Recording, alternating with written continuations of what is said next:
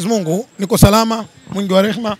Tuko kwenye jiji la Dar es Salaam, jiji tulivu, jiji lenye amani, jiji ambalo lina harufu nzuri ya kunukia, chini ya mwalimu wetu Albert Charamila kwa mkoa wa Dar es Salaam. Anafanya kazi kubwa, anafanya kazi nzuri. Uhuru uliokuwepo Dar es Salaam tunajidaia, na ndio maana leo tuko katika maeneo ya kaburi moja hapa tukitia maneno. Haya yote tumshukuru na kuendelea kumwombea mkuu wa mkoa wa Dar es Salaam Albert Charamila kwa kazi kubwa na kazi nzuri anafanya katika mkoa wa Dar es Salaam. Na maneno bila shaka ni kuelekea kwenye mchezo wa kesho wa dabi. Kesho ni mbali. Kwa hiyo siwezi kuzungumzia mambo ya kesho kabla ya leo. Na ndio maana nimetanguliza kuomba dua. Nia na mazumuni ya kuomba dua, Mungu akukubalie kile ambacho unachokiomba. Kuna muda anaweza kukubali, kuna muda anaweza kukataa. Kukubali na kukataa kwenye nini? Lolote lile ambalo unamuomba Mwenyezi Mungu. Kesho mbali. Kesho mbali. Ukimya huu una maswali mengi kwa wadau, lakini pia kwa nyie mashabiki. Upi huo? Kwenye mchezo wenu wa... Hakuna ukimya wote. Simba ni klabu yenye weredi. Simba imeshazungumza.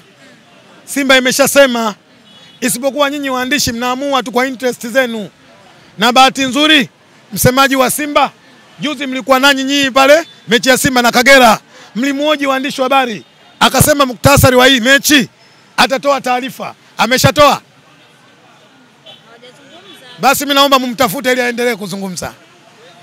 Lakini kwenye hiki ukimya huu unawashangaza sasa kwamba mechi bali itakuwa. Hakuna utaratibu wa mechi kutangaza, aidha unakwenda au uendi. Timu wenyewe ready wanaangalia ratiba na kalenda yao inasemaje. Waandishi, mbona hamkutuoji na Kagera? Mlituoji kwamba mnakwenda Mwamwendi? Mbona hamkutuoji tulipocheza na Geita? Lakini tumetoka kwenye place sasa hivi Simba hawajatokea. Jambo la kawaida kwenye football. Juzi Tabora hakutokea kwenye place. Geita, Kengeldi hawajatokea kwenye nini? Kwenye place. Kama Simba hawajatokea, kanuni za mpira zipo zitakwenda kwa hukumu.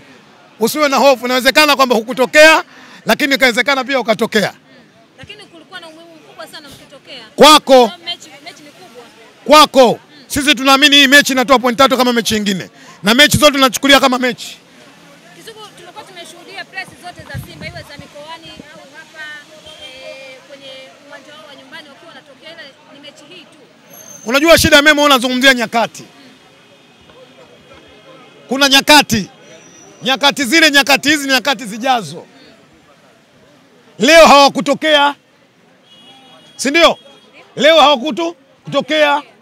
Na bodi ya ligi wanajua kuna muda mwingine timu zinashindwa kutokea, zikaweka taratibu za kanuni kwenda kuhukumiwa pindi endapo timu inapokosa kufanyaje? Kutokea. Kwa hiyo kwenye football hakuna cha ajabu katika hicho. Aidha kutokea au kutokutokea. Maana yake kama hukutokea, kanuni itakwenda kufanya kazi yake. Mnasubiri kanuni. Yes. Tuko tayari. Ila kwenye maandalizi pengine ukitazama wewe mko tayari kwa ajili ya mchezo kesho. Fadu ndo anaweza akajibu hilo. Mimi ni mshabiki.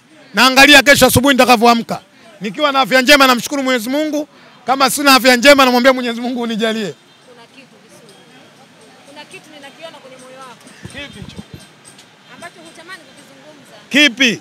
Kuelekea kwenye mchezo wa kesho. Kwanza nikupongeze, umekuwa mganga wa kienyeji siku hizo, unatabiri kilichokuwa moyoni mwangu. Tutafahamiana ndio maana. Nishukuru sana katika hilo. Bwana Mikoi, muda mchache kutoka sasa kurasa za rasmi za klabu ya Simba wameposti huu ni muda wa kulala. Alafu wamewekwa wachezaji wa Simba wakiwa kwenye picha ya motion ya kulala.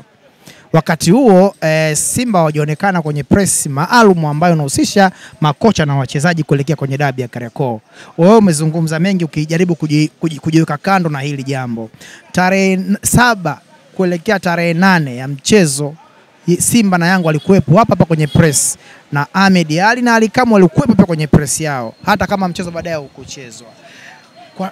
Kwa mustakabali chanya mchezo wa kesho kumekuwa na sintofahamu baada tu Simba kutokonekana. Kwako kwa mashabiki, kwako kwa upande wa mashabiki unasema nini kwa mashabiki wenzako wa klabu ya Simba kuelekea mchezo wa kesho? Wewe kama Mikoi Kisugu usirejelee kwenye lingine. Sana waandishi wa habari. Mnastahili sana kuambiwa nyinyi wadukuzi. Kwa sababu Simba wameposti hiyo picha takriban kama dakika 2-3 zilizopita. Lakini mmekwenda kuangalia. Lakini kwanza mmeangalia picha zimependeza. Wachezaji wa Simba wamelala hivi. Ndivyo sivyo? Ndivyo. Yule alopiga picha kwanza anaitwa Labi, mtaalamu wa kupiga picha. Kwa hiyo mimi binafsi nimefurahi kuingia katika ukurasa wa Simba, kukuta zile picha, nimewapongeza Simba, na mimi kawaida wa siku zote natembelea. Na hii ndio ukubwa wa ukurasa wa Simba, mnatakiwa waandishi wa habari mtembee mara kwa mara ili kujua kwamba Simba wameposti nini. Niwashukuru sana, niwapongeze sana katika hili. Stari waamuzi wapo nchi kwa kuelekea mchezo wa dabi tarehe 25, mchezo wa kiporo cha taifa ambacho kitakwenda kuamua ni nani atakuwa bingwa wa msimu 2024-25, ambako nyinyi Simba pia ubingwa mnapotaka, mko nafasi ya pili, mmeachwa alama moja na klabu ya Yanga. Kwako kuletwa kwa waamuzi wa kigeni kwenye mchezo muhimu huu, maoni yako kama mshabiki wa klabu ya Simba ni upi? Kama mshabiki wa klabu ya Simba, niwapongeze wahusika kwa maamuzi waliochukua. Wamekwenda kufanya maamuzi kwa mujibu wa katiba, wana mamlaka yao ya kufanya kile ambacho walichokifanya. Kwa hiyo swala la kuleta waamuzi katika ligi sio jambo la ajabu. Ligi namba 1 kwa ubora katika bara la Afrika, Misri, tumeona haya yametokea. Ligi namba 2 kwa ubora Afrika, Tunisia, tumeona haya yamefanyaje, yametokea. Kwa hiyo kama waliopewa madaraka na mamlaka ndani ya ligi yetu ya NBC wameamua kufanya hicho, kikubwa ni kuwapongeza tuisike. Kikubwa ni kuwapongeza tuisike. Binafsi mimi nimepata nafasi kusoma baadhi na kuona baadhi ya maoni ya wachambuzi wa soka. Sasa wapo ambao wanaamini kanuni haijafuatwa, lakini wapo ambao wanaamini kanuni imefuatwa. Wewe ni mchambuzi mdadisi, wewe ni mshabiki mdadisi. Kwako unaamini hapa kuna mazingira ya kuvunjwa kanuni hapa? Unajua kuna muda isike. Tumshukuru sana Mungu. Yawezekana kuna jambo linalotokea kuja kutofautisha. Lakini isike niseme jambo moja. Sema. Kanuni imezaliwa kutoka kwenye katiba. Kanuni imezaliwa kutoka kwenye katiba.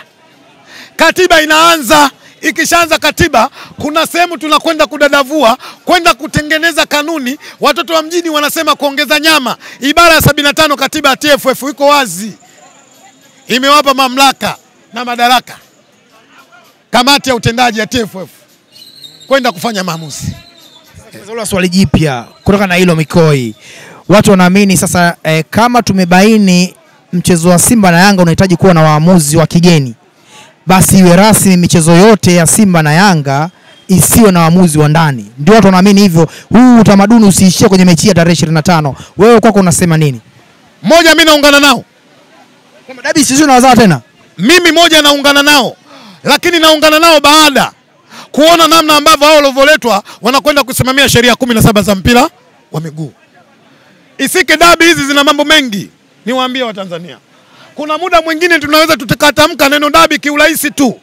Mashabiki 75 wa Al Ahly Misri walitangulia mbele ya Mungu. Nafsi zilipotea kwa sababu ya dabi. Na ndio maana hii leo mimi binafsi nilipata bahati ya kwenda Misri. Nilitembelea Al Ahly. Ukiangia pale kwao mwisho katika ukuta, kama unataka kwenda uwanja, mkono wa kushoto kuna bango kubwa la ukuta limewekwa kumbukumbu ya wachezaji 75 waliokufa kwenye nini? Kwenye dabi. Shabiki. Yes. Na ndio maana hii leo Al Ahly ukiona wanavaa namba 75 kwenye mazoezi, ni kumbukumbu ya kuwakumbuka mashabiki wao waliopoteza uhai kwenye mechi za dabi. Kwa hiyo dabi inaweza ikaleta mtafaruku kwenye nchi.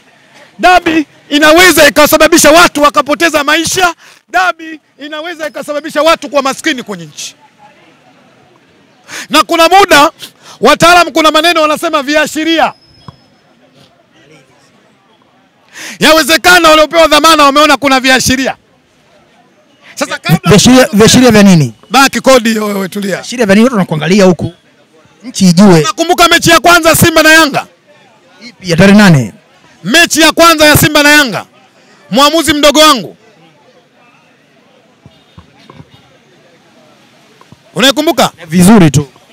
Malalamiko ya muamuzi yalikuwepo hakuwepo? Yalikuwepo. Ndio viashiria. Ili kuondoa malalamiko ya mashabiki, wenye mamlaka wameamua kufanya hivyo. Na kwenye football cha ajabu hamna. Nimetoa mifano iliyokuwa hai. Kama kuna mwamba anaweza kubisha aje hapa abishe, tuweke mdaro. Football ni mchezo wa wazi, kanuni zipo, katiba zipo.